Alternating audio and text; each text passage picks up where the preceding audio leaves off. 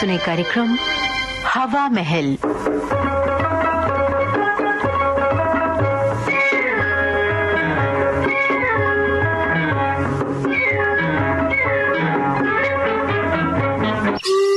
हवा महल में आज हमारी श्रृंखला सुनो कहानी।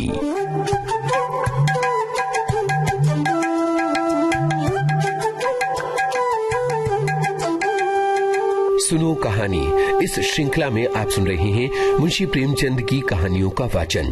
पिछले सप्ताह हमने आपको सुनाया उनकी कहानी कुसुम के वाचन का तीसरा भाग। आज सुनिए इस कहानी के वाचन का चौथा और अंतिम भाग। वाचक स्वर ममता सिंह, प्रस्तुतकर्ता विजय दीपक छिपर। पिछले अंक में कुसुम पत्रों के माध्यम से अपने जीवन और मन की उथल पुथल के बारे में बता रही थी। आइए सुनिए आगे।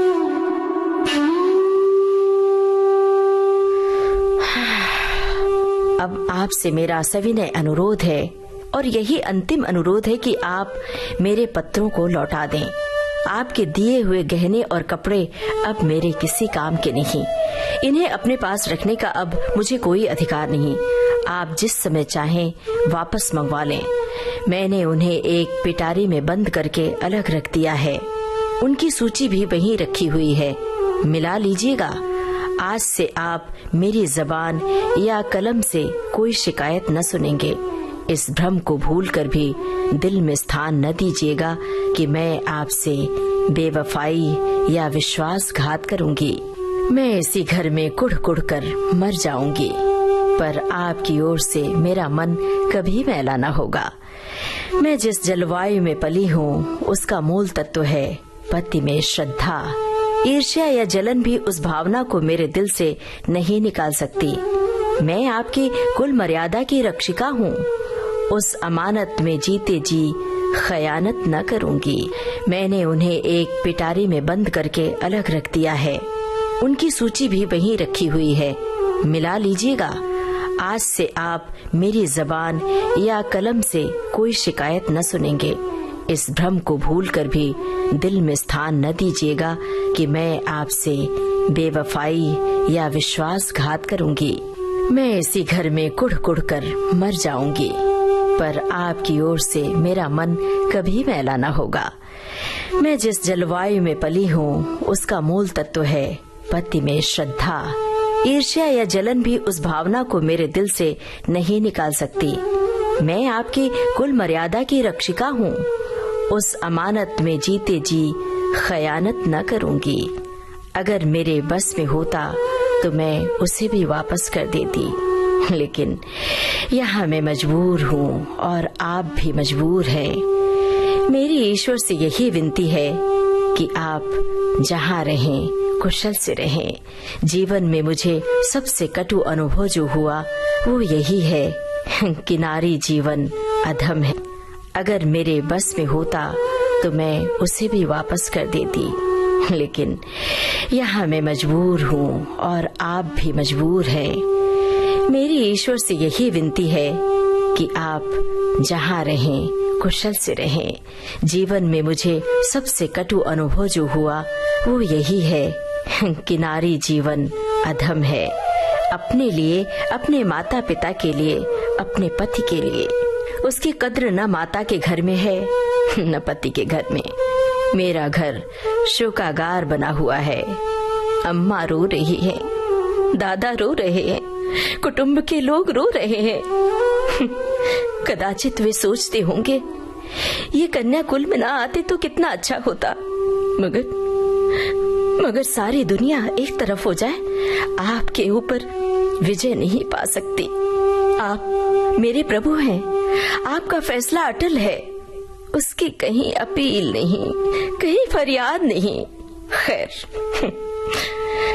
आज से ये झगड़ा समाप्त हुआ। अब मैं हूँ और मेरा ये पीड़ित भग्न हृदय। अफसोस यही कि आपकी कुछ सेवा न कर सकी। अभागिन कुसुम। मालूम नहीं मैं कितनी देर तक मूक वेदना की दशा में बैठा रहा कि महाशय नवीन बोले, आपने इन पत्रों को पढ़कर क्या निश्चय किया? मैंने रोते हुए हृदय से कहा, इन पत्रों ने उस नर पिशाच के दिल पर कोई असर न किया तो मेरा पत्र भला क्या असर करेगा। इससे अधिक करुणा और वेदना मेरी शक्ति के बाहर है। ऐसा कौन सा भाव है जिसे इन पत्रों में स्पर्श न किया गया हो। दया, लज्जा, तिरस्कार, न्याय, मेरे विचार में तो कुसुम ने तो कोई पहलू नहीं छोड़ा। मेरे लिए अब यही अंतिम उपाय है कि उस शैतान के सिर पर सवार हो जाऊं और उससे मुंह दर मुंह बातें करके इस समस्या की तह तक पहुंचने की चेष्टा करूं। और अगर उसने मुझे कोई संतोषप्रद उत्तर न दिया तो मैं उसका और अपना खून एक कर दूंगा। या तो मुझी को फांसी होगी या वही काला पानी जाएगा।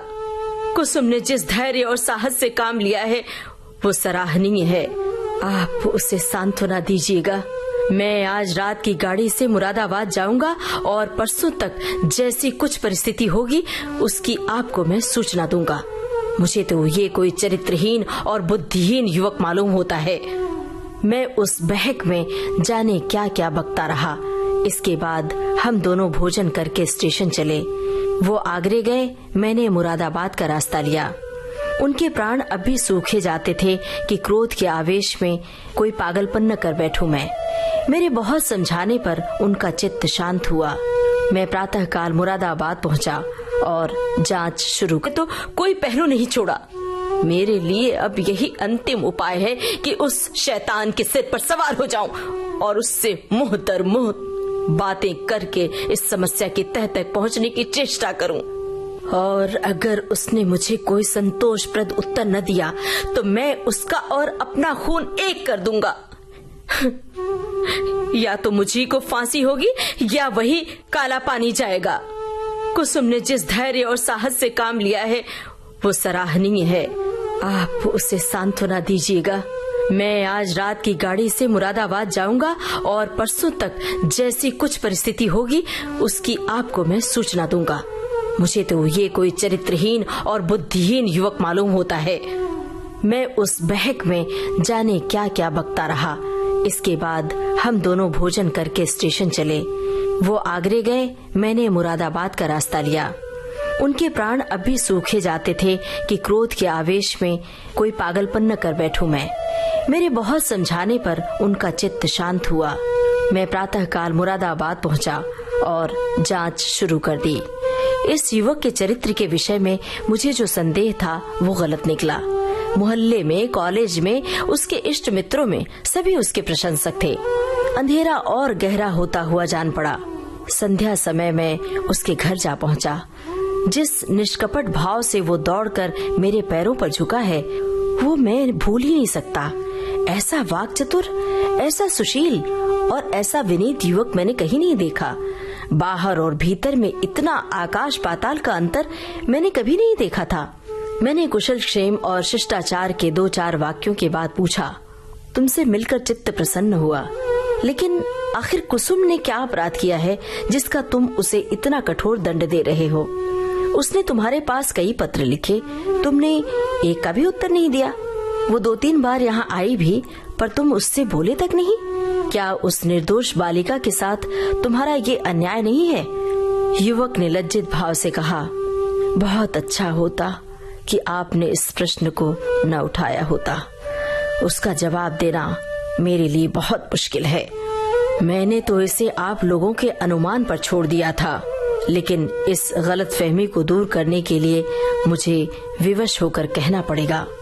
ये कहते कहते वो चुप हो गया। बिजली की बत्ती पर भांति भांति के कीट पतंगे जमा हो गए। कई झींगुर उछल उछल कर मुंह पर आ जाते थे और जैसे मनुष्य पर अपनी विजय का परिचय देकर उड़ जाते थे। एक बड़ा सा अखफोड़ भी मेज पर बैठा था और शायद जस्त मारने के लिए अपनी देह तौल रहा था। युवक ने एक पंखा लाकर मेज पर रख दिया, जिसने विजयी कीट पतंगों को दिखा दिया कि मनुष्य इतना निर्बल नहीं है जितना वे समझ रहे थे। एक क्षण में मैदान साफ हो गया और हमारी बातों में दखल देने वाला कोई न रहा। युवक ने सकुचाते हुए कहा, संभव है आप मुझे अत्यंत लोभी, कमीना और स्वार्थी समझे, लेकिन यथार्थ ये है कि इस विवाह से मेरी वो अभिलाषा न पूरी हुई जो मुझे प्राणों से भी प्रिय थी। मैं विवाह पर रजामंद न था, अपने पैरों में बेड़ियां न डालना चाहता था। किंतु जब महाशय नवीन बहुत पीछे पड़ गए और उनकी बातों से मुझे ये आशा हुई कि ये सब प्रकार से मेरी सहायता करने को तैयार हैं, तब मैं राजी हो गया। पर विवाह होने के बाद उन्होंने मेरी बात भी न पूछी, मुझे एक पत्र भी न लिखा कि कब तक वो मुझे विलायत भेजने का प्रबंध कर सकेंगे। हालांकि मैंने अपनी इच्छा उन पर पहले ही प्रकट कर दी थी, पर उन्होंने मुझे निराश करना ही उचित समझा। उनकी इस अकृपा ने मेरे सारे मंसूबे धूल में मिला दिए। मेरे लिए अब इसके सिवा और क्या रह गया है कि LLB पास कर लूं और कचहरी में जूते फटकारता फिरूं। मैंने पूछा, तो आखिर तुम नवीन जी से क्या चाहते हो? लेन देन में तो उन्होंने शिकायत का कोई अवसर नहीं दिया। तुम्हें विलायत भेजने का खर्च तो शायद उनके काबू से बाहर हो। युवक ने सिर झुकाकर कहा, तो ये उन्हें पहले ही मुझसे कह देना चाहिए था, फिर मैं विवाह ही क्यों करता। उन्होंने चाहे कितना ही खर्च कर डाला हो, पर इससे मेरा क्या उपकार हुआ। दोनों तरफ से 10-12 हजार रुपए खाक में मिल गए और उनके साथ मेरी अभिलाषाएं खाक में मिल गईं। पिताजी पर तो कई हजार का ऋण हो गया है। वो अब मुझे इंग्लैंड नहीं भेज सकते। क्या पूज्य नवीन जी चाहते तो मुझे इंग्लैंड न भेज देते? उनके लिए 10-5 हजार की कोई कीमत नहीं। मैं सन्नाटे में आ गया।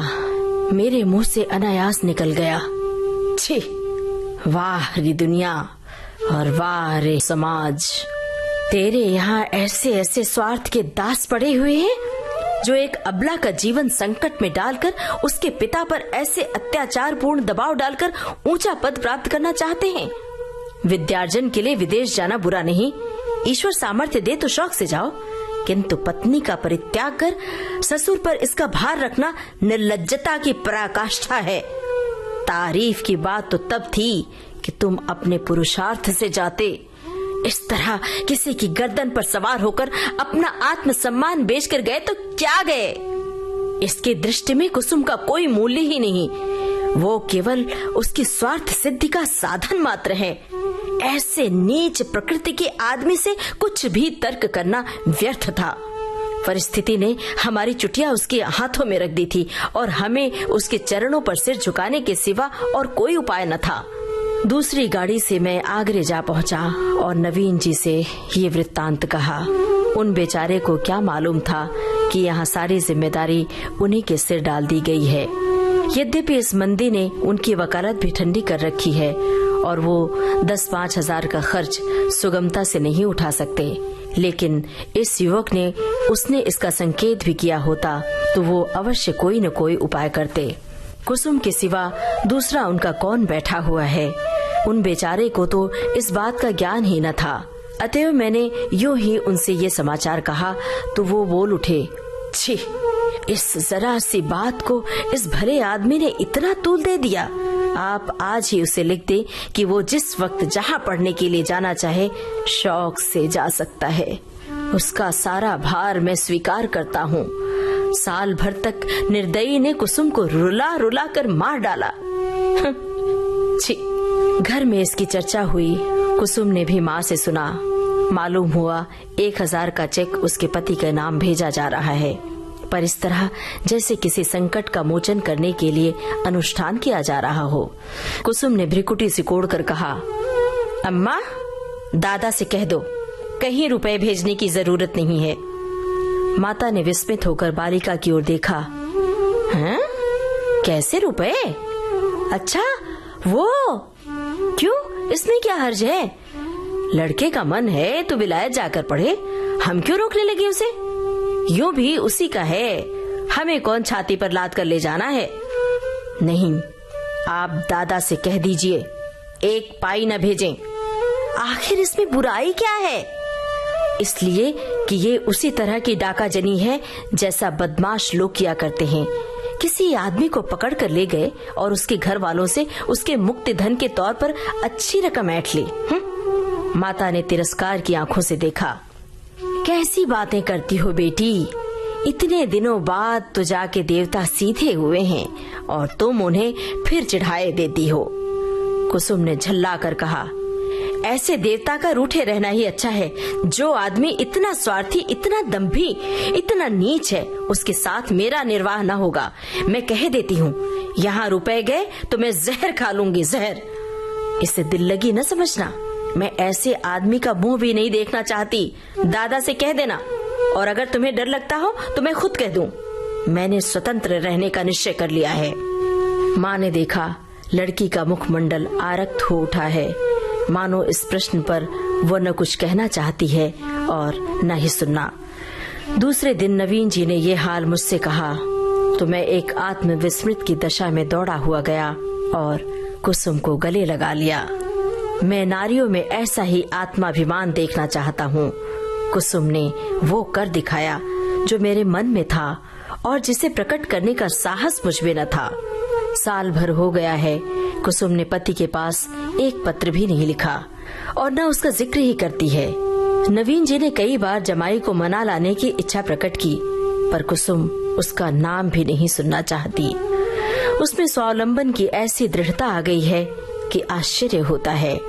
उसके मुख पर निराशा और वेदना के पीलेपन और तेजहीनता की जगह स्वाभिमान और स्वतंत्रता की लाली और तेजस्विता भासित हो गई है।